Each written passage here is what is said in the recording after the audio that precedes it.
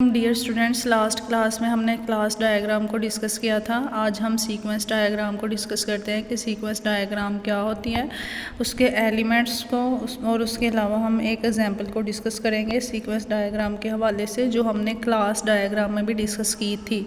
So let's start. Sequence diagram UML diagram की एक ऐसी टाइप है जिसमें ऑब्जेक्ट्स होते हैं और ऑब्जेक्ट्स का आपस में क्या इंटरेक्शन होती है with the passage of time, वो हम डिस्कस करते हैं।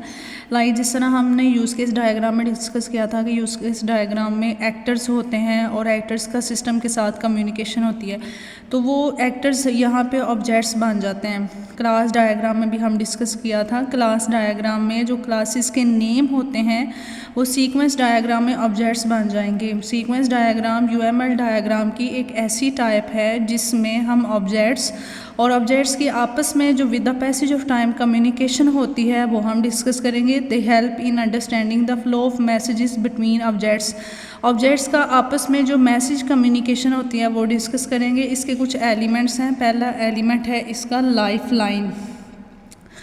लाइफ लाइन क्या है? लाइफ लाइन जिस तरह एक लाइफ लाइन होती है कि इतने पीरियड के लिए ये ऑब्जेक्ट जो है दूसरे ऑब्जेक्ट के साथ कम्युनिकेशन कर सकता है, पार्टिसिपेशन कर सकता है, इतने टाइम पीरियड के लिए, वो लाइफ लाइन होता है। लाइफ लाइन ऑब्जेक्ट और पार्टिसिपेंट ड्यूरिंग एन इंटरेक्शन, किसी भी इंटरेक्शन के दरमियान जो पार्टिसिपेंट होगा उसको हम ऑब्जेक्ट कहते हैं। और उसकी लाइफ लाइन जो है वो एक वर्टिकल लाइन से शो होती है। लाइक जिस तरह यहाँ पर मैं अगर कोई ऑब्जेक्ट बनाऊँ, फॉर एग्जांपल यहाँ पे मैं एक कस्टमर है, कस्टमर जो है वो किसी भी वेबसाइट के साथ कम्युनिकेशन करता है, तो कस्टमर का ऑब्जेक्ट बनाऊँ और मैं इसकी डैश लाइन स्टार्ट से लेके डाउनवर्ड तक जो आती है ये ऑब्जेक्ट को शो करती है। तो इसी तरह जो लाइफ लाइन है ये लाइफ लाइन होती है कि जो हमारा ऑब्जेक्ट है वो रेक्टेंगल में हम लिखते हैं और जो लाइफ लाइन है वो डैश लाइन से वर्टिकली स्टार्ट होके डाउनवर्ड तक जाती है, जहाँ तक हमारी डायग्राम जो है वो बनती है। It is shown as vertical dash line that start from the object, जो ऑब्जेक्ट से स्टार्ट होती है और डाउनवर्ड तक जाती है। The object is represented by rectangle, जो हमारा जो भी ऑब्जेक्ट होता है उसको हम रेक्टेंगल में रिप्रेजेंट करते हैं। ऑल ऑब्जेक्ट्स और पार्टिसिपेंट्स आर अरेंज्ड हॉरिजॉन्टली, पूरे सिस्टम में हम इसको हॉरिजॉन्टली लिखते हैं। लाइक यहाँ पे कस्टमर है, कस्टमर के बाद अगर कोई और पर्सन आता है, कोई यूज़र आता है, तो उसको भी हम इसके साथ सिस्टम के ऊपर शो करेंगे। हॉरिजॉन्टली तमाम ऑब्जेक्ट्स को हम अरेंज करेंगे और उसका नेम हम रेक्टेंगल के अंदर लिखेंगे। जितने भी ऑब्जेक्ट्स हैं उनको ऐसे हम हॉरिजॉन्टली अरेंज करते जाएंगे और उनकी लाइफ लाइन हम ऐसे रिप्रेजेंट करते जाएंगे सीक्वेंस डायग्राम के अंदर। इनको हम हॉरिजॉन्टली जो है वो अरेंज करते हैं। Life line shows when and how participant is involve. Life line ये बताती है कि एक पार्टिसिपेंट कितने टाइम पीरियड के लिए दूसरे पार्टिसिपेंट के साथ इंटरेक्शन करता है, मैसेज करता है दूसरे पार्टिसिपेंट के साथ। लाइफ लाइन ये शो करती है, मैं दोबारा रिपीट करती हूँ, हमारा ऑब्जेक्ट जो है वो कोई पार्टिसिपेंट होता है किसी भी सिस्टम के अंदर। लाइफ लाइन को हम डैश लाइन से शो करते हैं, ऑब्जेक्ट को हम रेक्टेंगल से शो करते हैं, और जो लाइफ लाइन होती है वो डैश लाइन से स्टार्ट होकर ऊपर से लेके नीचे तक जाती है और तमाम ऑब्जेक्ट्स को ऐसे हम हॉरिजॉन्टली प्लेस करते हैं। और हमारी जो लाइफ लाइन है वो ये बताती है कि किस तरह हमारे ऑब्जेक्ट्स एक दूसरे के साथ टाइम पीरियड के लिए जो है वो कम्युनिकेशन करते हैं। नेक्स्ट हमारा है मैसेज एरो। मैसेज एरो क्या होता है? रिप्रेजेंट्स अ कम्युनिकेशन और इंटरेक्शन। ये दो ऑब्जेक्ट्स के दरमियान कम्युनिकेशन और इंटरेक्शन को शो करता है। इसको हम सॉलिड हॉरिजॉन्टल लाइन से रिप्रेजेंट करते हैं और एरो हेड हम उस तरफ रखते हैं जो रिसीविंग ऑब्जेक्ट होता है। लाइक यहाँ पे कोई कस्टमर है और कस्टमर के अलावा अगर हम शॉपिंग की वेबसाइट पे देखें तो दूसरी तरफ हमारा एडमिन होता है। तो इनकी आपस में जो कम्युनिकेशन है उसको अगर हम मैसेज एरो से पॉइंट करें तो हम ऐसे पॉइंट करेंगे, और जो मैसेज का एरो हेड है वो हम रिसीविंग ऑब्जेक्ट की तरफ हमेशा रखेंगे। तो इट इज़ शोन है सॉलिड लाइन और एरो हेड हमारे रिसीविंग ऑब्जेक्ट की तरफ होगा। It indicates the direction of the message और फंक्शन कॉल। ये बताता है कि उस फंक्शन ने कॉल किया है और मैसेज की या ये डायरेक्शन बताता है। और मैसेज का जो नेम होता है वो इस एरो हेड के ऊपर या नीचे हम प्लेस करते हैं। लाइक जिस तरह कस्टमर ने कोई रिक्वेस्ट भेजी थी तो एडमिन ने उसे रिस्पॉन्स किया, तो हम यहाँ इसके ऊपर रिस्पॉन्स लिखेंगे ऐसे। और अगर कस्टमर ने कोई रिक्वेस्ट भेजी है तो हम वो एडमिन को फॉर एग्जांपल रिक्वेस्ट भेजी है तो हम यहाँ पे वो रिक्वेस्ट यहाँ पे लिख सकते हैं इसके ऊपर।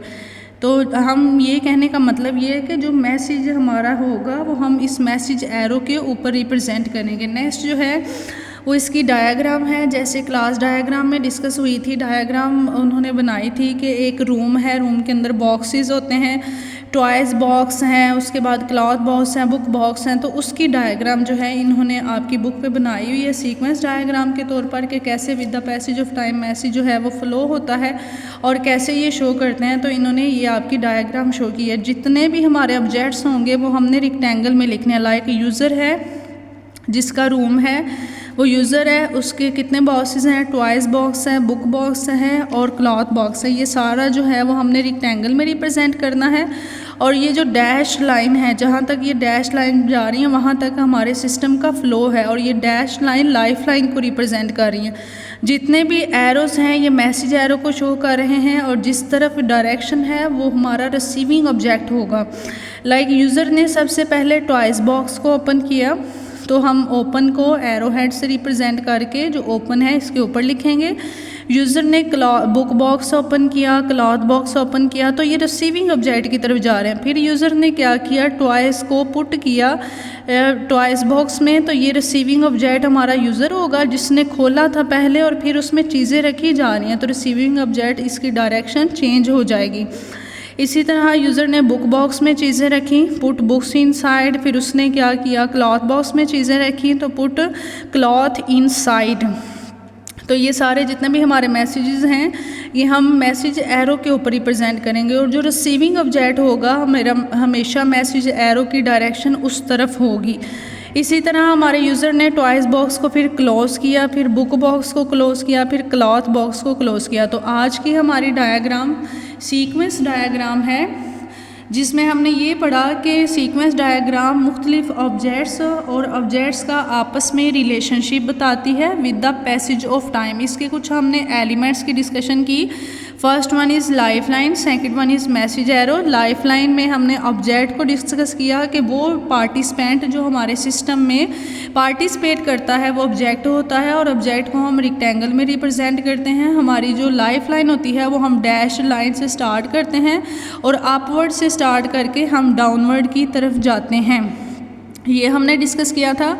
फिर हमने ये डिस्कस किया था कि जितने भी ऑब्जेक्ट्स हैं सिस्टम में वो हम हॉरिजेंटली ऐसे एक ही स्पेस में जो है वो प्लेस करते हैं हॉरिजेंटली और डैश लाइन ऊपर से लेके नीचे तक डाउनवर्ड आती है। फिर हमने मैसेज एरो को डिस्कस किया था कि मैसेज एरो में हम एक हॉरिजेंटल लाइन लेते हैं और एरो हेड रिसीविंग ऑब्जेक्ट की तरफ रखते हैं, मैसेज हम ऊपर या इसके नीचे लिखते हैं। और लास्ट में हमने एग्जाम्पल डिस्कस किया है कि कोई रूम है, रूम के अंदर टॉयज़ बॉक्स हैं, बुक बॉक्स है और क्लॉथ बॉक्स हैं, उनकी हमने डिस्कशन की थी। आज के लिए इतना काफ़ी है। नेक्स्ट वीडियो में हम मिलेंगे। अल्लाह हाफिज़। नेक्स्ट वीडियो में हम इंशाल्लाह जो है आप लोगों की एक्टिविटी डायग्राम डिस्कस करेंगे। आज की वीडियो में आपका कोई क्वेश्चन है तो आप पूछ सकते हैं। अल्लाह हाफिज़।